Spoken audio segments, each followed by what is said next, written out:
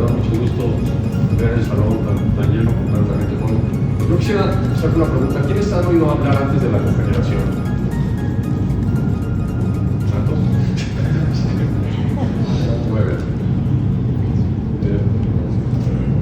Perfecto.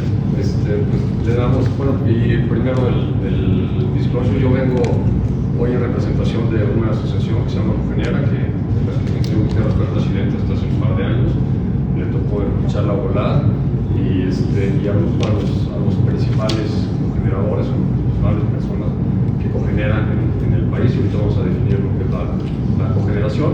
Y otro par de disclosures es que van a ver muchas fotos de plantas grandes, pero también hay plantas chicas, que es de las que yo les vengo a hablar hoy. ¿Sí? Pedro, la siguiente, por favor. ¿Sí? ¿Qué es la cogeneración? La cogeneración es cuando generamos dos energías simultáneamente con un mismo combustible. ¿Sí? Normalmente generamos electricidad y energía térmica, y no quiero complicarlo más porque también existe la trigeneración, ¿sí? Que es cuando generamos tres energías, normalmente electricidad, calor y frío, y se puede generar frío a través de calor con un proceso químico que se llama la absorción. ¿Sí?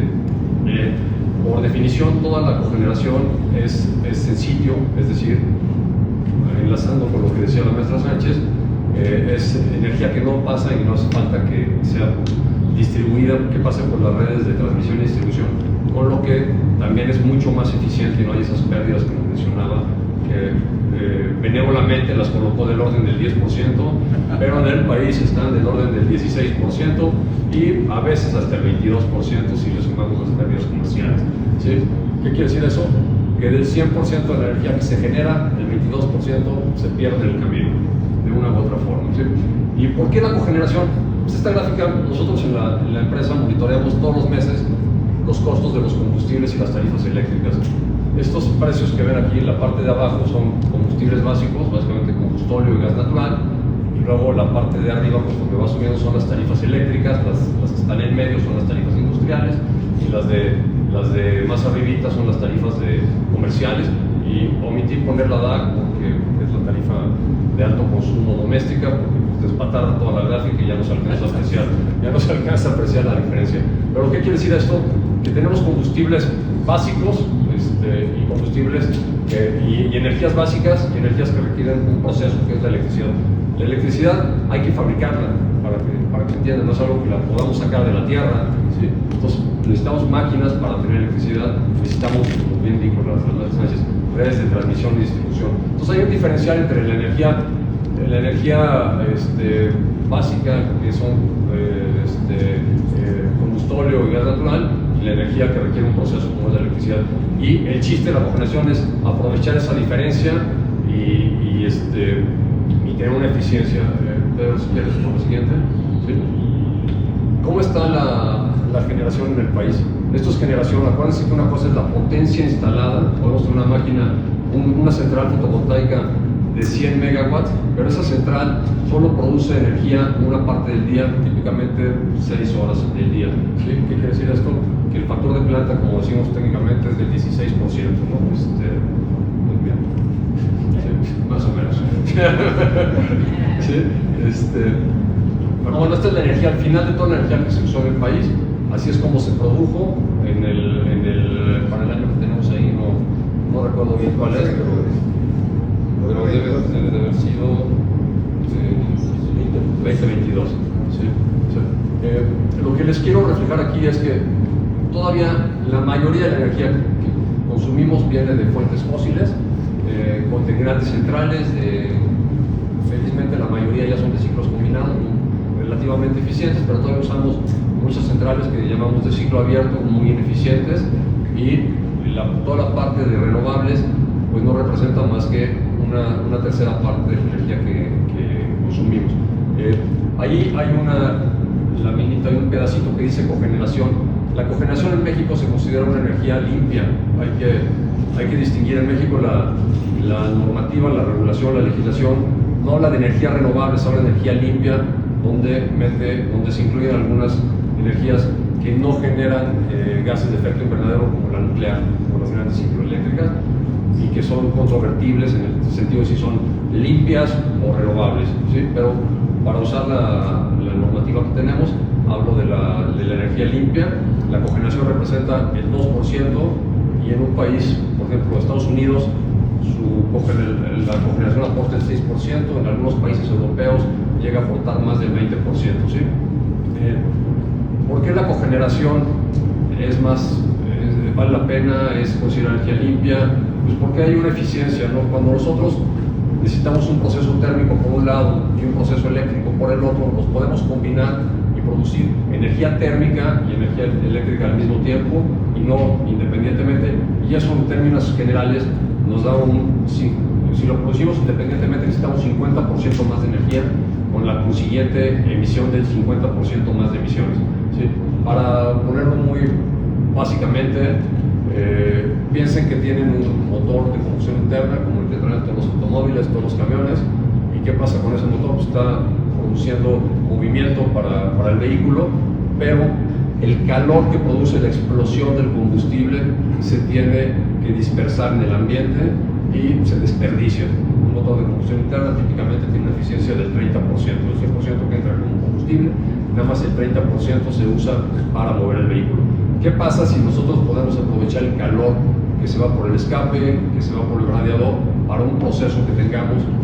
Básicamente, vamos a ponerlo muy fácil, tenemos una alberca, ¿sí?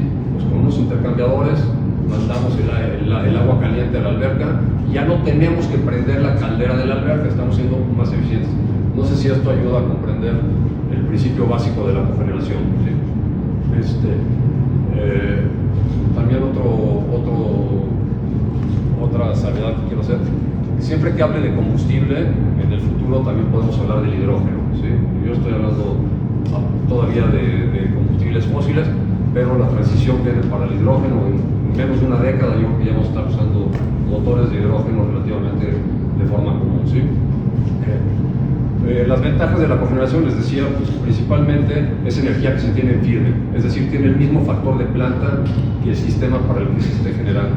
Si se está usando en una planta industrial, en una papelera o en una planta industrial de cemento, textil, que funciona 24 horas, 7 días a la semana, el factor de planta de la cogeneración va a seguir el factor de planta de la misma empresa y va a tender a ser más cerca del 100% que de un porcentaje pequeño como se tendría. Sí, y la ventaja es que pues, esa curva sigue la misma curva de uso que la industria. Entonces no se requiere energía, se apaga el motor, se apaga la turbina y no se está contaminando, ¿no? Entonces es energía distribuida, es energía que no necesita pasar por las redes de distribución y transmisión. Las pérdidas, ya lo había dicho, no se asumen esas pérdidas y se liberan. No solo eso, no solo liberamos a la red de las pérdidas, ¿no? En este sitio donde estamos generando, si necesitamos un par de megawatts, pues ese par de megawatts ya no lo tienen que generar en otro lado, lo estamos aportando nosotros en el mismo sitio y estamos liberando a la red con capacidad inmediata de crecimiento. O sea, estamos liberando a la red de necesidades de inversión, ¿no? Y la tercera gran ventaja de la cogeneración es que hay una reducción de emisiones muy importante, les decía, del orden del 50%, que si se tuvieran los dos sistemas produciendo energía de forma separada. ¿Sí? Siguiente plano, por favor. Voy a hablar solo de tres principales tecnologías de la cogeneración, tanto de gran escala como de pequeña escala. Voy a empezar por la más antigua, que son las turbinas de vapor. Cuando tenemos una caldera que hace vapor, y ese vapor con cierta presión se hace pasar a una turbina que mueve un generador eléctrico. ¿Sí? Y tanto después de la turbina, la energía de desecho de la turbina se puede usar en un proceso térmico. Esa es la más antigua y la más común. Y va prácticamente salida. Ya hay muy pocas turbinas de vapor en procesos de cogeneración, porque las turbinas de gas, a partir del desarrollo que tuvieron en la segunda mitad del siglo XX, se volvieron muy comunes, principalmente porque es curioso, pero parte del desarrollo de la cogeneración viene de la industria motriz. Las turbinas de gas que venían de los motores de los aviones se empezaron a hacer más baratas, más eficientes, más comunes, se pudieron empezar a usar, y entonces empezaron a desplazar a las turbinas de vapor. ¿Sí? Y la tercera tecnología son los motores de combustión interna, tal cual lo mencioné hace un minuto, derivados principalmente de motores marinos, ¿sí? Son motores muy confiables, muy eficientes y también muy comunes, que han bajado mucho de precio, y a partir de los primeros años de este siglo se empezaron a hacer también más comunes para producción de energía en sitio. Siguiente. Ahora voy a cambiar. Los motores de combustión interna tienen algunas ventajas, como que hay potencias desde muy pequeñas, desde unos cuantos kilowatts o HPs, hasta muy grandes, hasta 10 megawatts y un poco más recientemente. Entonces cubren una amplísima gama de potencias, tienen un buen rendimiento eléctrico y térmico, son muy balanceados. Si uno necesita una cantidad similar de energía térmica y energía eléctrica, un motor de combustión interna es muy balanceado. Los costos de inversión son bajos, porque pues, hay una economía de escala muy grande, ¿sí? Siguen perfectamente la curva de demanda, son rápidos en responder relativamente y pueden seguir muy bien las curvas de demanda. Nosotros tenemos, lo decía también el maestro Sánchez, el sistema eléctrico requiere adaptarse a cómo va el consumo y la demanda, ¿no? Entonces tienen que ir cazando continuamente cómo va la demanda, y los motores de combustión interna tienen buena posibilidad de responder rápidamente a esas variaciones. Las desventajas es que los costos de mantenimiento son relativamente elevados, ¿sí? El mantenimiento es relativamente continuo. Típicamente hay que hacer un mantenimiento de un motor de combustión interna no más allá de cada 2.500, cada 5.000 horas, es decir, unos cuantos meses, ¿sí?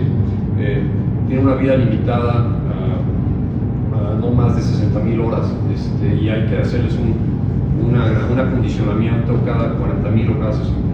Depende del fabricante, del tamaño del motor y de varias cosas, pero entre cada 40.000 y cada 60.000 horas. Para que se den una idea, 40.000 horas son 5 años de uso continuo del motor. Tampoco es que dure poco, ¿no? ¿Sí? Y es difícil producir vapor. Gran parte de los procesos industriales requieren vapor a una temperatura y una presión elevadas. Los motores de combustión interna no llegan a eso porque producen agua caliente a 90 grados. ¿Sí? Sin embargo, es posible, con cambiadores de calor, pasar a calor, pero ahí se va perdiendo eficiencia. La siguiente, para hablar de las turbinas de gas. ¿Sí? Las turbinas de gas son es la tecnología favorita para generación de electricidad. Normalmente, aunque hay microturbinas que empiezan en el orden de los 75 kilowatts, las comerciales, llamémosles, o las más comerciales empiezan, las que tienen una eficiencia y una buena rentabilidad, en el orden de los 2 a 5 megawatts, y de ahí para arriba hay turbinas, si no me equivoco, de más de 300 megas. Los costos de inversión son relativamente menores por kilowatt instalado, ¿sí? Tienen una mejor eficiencia general, lo cual impacta en un menor impacto, incide en un menor impacto ambiental, ¿sí? Sobre todo si se usa el gas natural, y producen mucha energía térmica en relación a la energía eléctrica.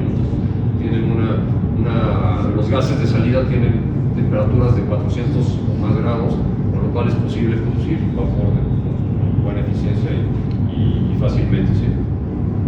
No son tan buenas para producir electricidad como los motores, y funcionan con gas. O sea, si no hay gas natural, estamos imposibilitados de tener una turbina de gas, ¿sí? ¿Qué más? Las turbinas de vapor, más antiguas, ¿sí? También hay una gran variedad y hay capacidades grandes. Hay turbinas también de vapor, hay desde 50 kilowatts hasta 10 megas. Hay mucha flexibilidad, pueden usar muchísimos combustibles, es decir, es más fácil usar biogás, biometano, y combustibles de relativamente bajo poder calorífico, ¿sí? Tienen un poco impacto ambiental y tienen mucha vida, porque las temperaturas son menores que las turbinas de gas, ¿sí? La eficiencia eléctrica es bastante limitada, y los costos de operación son relativamente altos. Y siguiente hora, para hablar de de la micro y la mini cogeneración. ¿Sí? La definición de microcogeneración son sistemas de menos de 30 kilowatts. Para que se den una idea, una casa típica es un sistema, podríamos decir, de 1 megawatt de carga instalada. ¿Sí? Una casa grande es de 5 megawatts. Un club deportivo podríamos pensar que tiene del orden de 20 kilowatts. ¿Sí? Y las plantas industriales empiezan en el orden de los 200 y 300 kilowatts. ¿Sí? Entonces, los sistemas de microcogeneración son de menos de 30 conectados en baja tensión, ¿sí? Y se pueden usar para viviendas, pequeños comercios, gimnasios, bloques de departamentos chicos que pudiera tener almacenamiento de agua caliente, ¿sí? Y la mini cogeneración es de 30 a 500 kilowatts. Esto un poco para alinearlo con la normativa que tenemos de generación distribuida. En México hay una normativa muy favorable para sistemas de generación en sitio pequeños que se llama generación distribuida, que es hasta 500 kilowatts. ¿Sí? Y estos sistemas se pueden usar en hoteles pequeños, en centros comerciales, en gimnasios y en industria, ya vemos de industria pequeña. ¿Sí? Siguiente. Abundando sobre la normativa de la generación distribuida, decía que es muy favorable. Cuando hablamos de generación distribuida, casi todo el mundo piensa en fotovoltaicos, pero también puede aplicarse a cualquier sistema que genere electricidad en sitio. ¿Sí? Y esta normativa permite conectar hasta 500 kilowatts sin necesidad de un permiso de generación de la Comisión Reguladora de Electricidad, ni trámites de interconexión con el Centro Nacional de Control de Energía, el CENACE, ¿sí? Que son, por decirlo menos, bromosos, ¿no? Y toman tiempo y obviamente pues, impactan en el costo del proyecto, ¿no? Y además hay la posibilidad de una ventaja fiscal, que es deducir el sistema en el primer año, es decir,